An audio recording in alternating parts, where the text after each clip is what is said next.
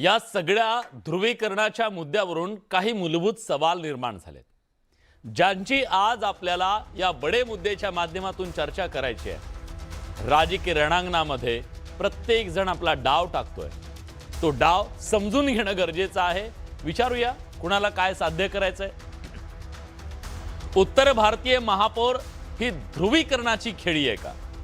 कारण आता नेमकं ह्या टायमिंगला हे वक्तव्य करणं, राजकारणामध्ये अशा प्रकारची वक्तव्य ही स्लिप ऑफ टंग असतात की ती मुद्दामून केली जातात। महापौर पदाची महत्वाकांक्षा बाळगणं चूक काय आहे? एवढा गजब का केला जातोय? मग जर उत्तर भारतीय महापौर होणार असं म्हटल्यानंतर कायद्यानं तर त्यांना सगळं सांगितलेलं आहे, मग विरोध का? हा सवाल सुद्धा आज आपण विचारूया। उत्तर भारतीयांची राजकीय ताकद वाढल्याचे हे संकेत आहेत का? कालपर्यंत उत्तर भारतीय इथं आले ते पोटा पाण्यासाठी, पण आता राजकीय ताकद त्यांची बनली आहे आणि ती महत्वाकांक्षा जागृत झाली आहे, त्याचे हे संकेत आहेत का? आणि आता राजकीय सत्ता पद सुद्धा आपण मिळवू शकतो हा आत्मविश्वास आलाय का? उत्तर भारतीय नेत्यांच्या दबावाचं हे राजकारण आहे का? उत्तर भारतीय नेत्यांनी हे वक्तव्य करणं म्हणजे एक प्रकारे आम्ही दावा करू शकतो त्या पदावरती हे सांगणं आहे का? आम्ही हकदार आहोत त्याचे हे सांगणं आहे का? मराठी अस्मितेला ठेच पोहोचवण्याचा हा प्रयत्न आहे का? कारण अशा प्रकारचं वक्तव्य केल्यानंतर रिव्हर्स ॲक्शन सुद्धा येऊ शकते आणि मग दोन्ही बाजूनं पोलरायझेशन, रिव्हर्स पोलरायझेशन असं काही आहे का? समजून घेण्याचा प्रयत्न करूया। आणि त्यासाठी आपल्या सोबत या चर्चेत सहभागी होण्यासाठी मान्यवर पाहुणे जोडले गेलेले आहेत। स्टुडिओत माझ्यासोबत शिवसेना उद्धव बाळासाहेब ठाकरे पक्षाचे प्रवक्ते अखिल चित्रे आहेत। अखिलजी, स्वागत आहे तुमचं। या चर्चेत सहभागी होण्यासाठी आपल्या सोबत भाजपचे सहमुख्य प्रवक्ते अजित चव्हाण आहेत। अजितराव, स्वागत आहे तुमचं। आपल्या सोबत उत्तर भारतीय विकास सेनेचे अध्यक्ष सुनील शुक्ला सुद्धा जोडले गेलेले आहेत। सुनीलजी, स्वागत आहे तुमचं। धन्यवाद। आपल्यासोबत शिवसेना सहमुख्य प्रवक्ते डॉक्टर राजू वाघमारे सुद्धा जोडले जातील आणि राजकीय विश्लेषक रोहित चंदावरकर सर आपल्यासोबत जोडले गेलेले आहेत। सर, तुमचं या चर्चेमध्ये स्वागत आहे। चर्चेची सुरुवात मी अर्थातच करणार आहे ती सुनील शुक्ला यांच्यापासून। ती याच्यासाठी, सुनील शुक्लाजी, हाच तो बडे मुद्दे शो आहे ज्या कार्यक्रमात तुम्ही भीमगर्जना केली होती, भीष्म प्रतिज्ञा केलेली होती आणि सांगितलं होतं की बघा तुम्ही, मुंबईचा महापौर हा उत्तर भारतीय असेल आणि तुम्ही आम्ही बसू, त्याची राजकीय तयारी कशी करताय हे सुद्धा तुम्ही सांगितलेलं होतं। तुमच्या मन की बात ही आता त्यांनी सांगितले का कृपाशंकर सिंग यांनी, की हा अजेंडा आहे? तुम्हाला वाटतं का यावेळेस हे शक्य आहे? कृपाशंकर हे स्वतः जे बोलले तेव्हा हे होम मिनिस्टर होते, ज्यावेळी उत्तर भारतीवर मारहाण केलं होतं त्यावेळी हे होम मिनिस्टर होते। आणि हे इकडचे भूमिपुत्र नव्हे, हे इकडचे नव्हे, हे बाहेरची लोक आहेत। आम्ही इकडचे भूमिपुत्र आहे। आम्ही बोलला एकच इच्छितो, जो महाराष्ट्रात जन्म घेतलेला आहे, इकडचा भूमिपुत्र आहे, त्याचा आडनाव वेगळं असेल, तो उत्तर भारतीय बहुतेक असेल, त्याला आम्ही उत्तर भारतीय म्हणजे इकडचा भूमिपुत्र जन्म घेतलेला जो इकडचा असेल त्याला आम्ही महापौर घडू।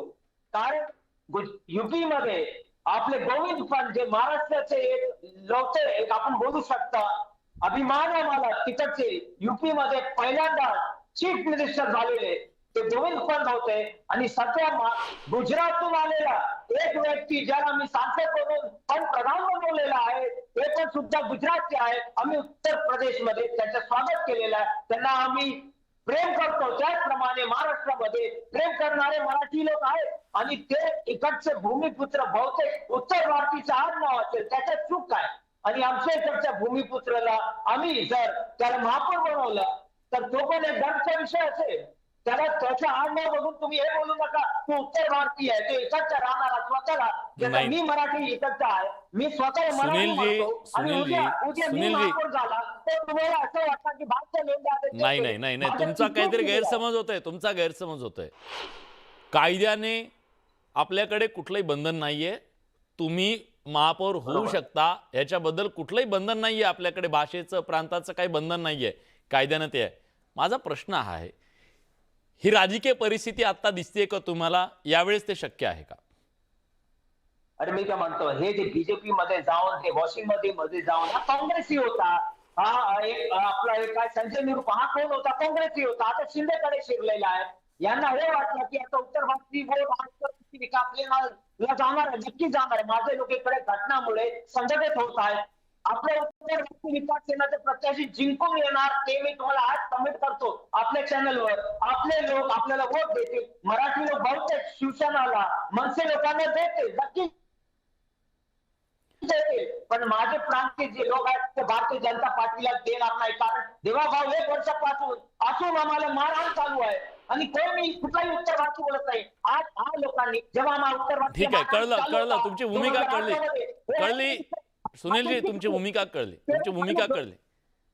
अजितराव आपल्यासोबत आहेत. अजितराव, त्यांचं म्हणणं शॉर्टमध्ये सांगतो तुम्हाला.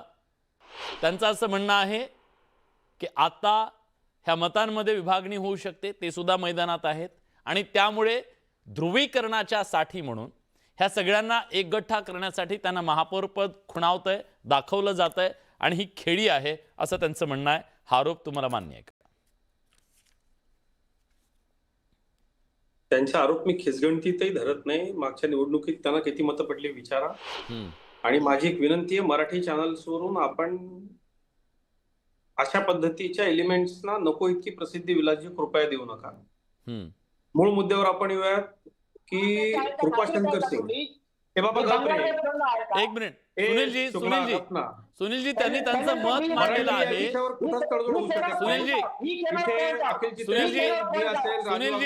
सुनीलजी मराठी या विषयावरती बडबड करायची नाही. ते बोलतायत मी येतो तुमच्याकडे. मी तुम्हाला पुरेसा वेळ दिलेला आहे. मराठी माणसं सगळ्यांचा सन्मान ठेवणारी आहेत.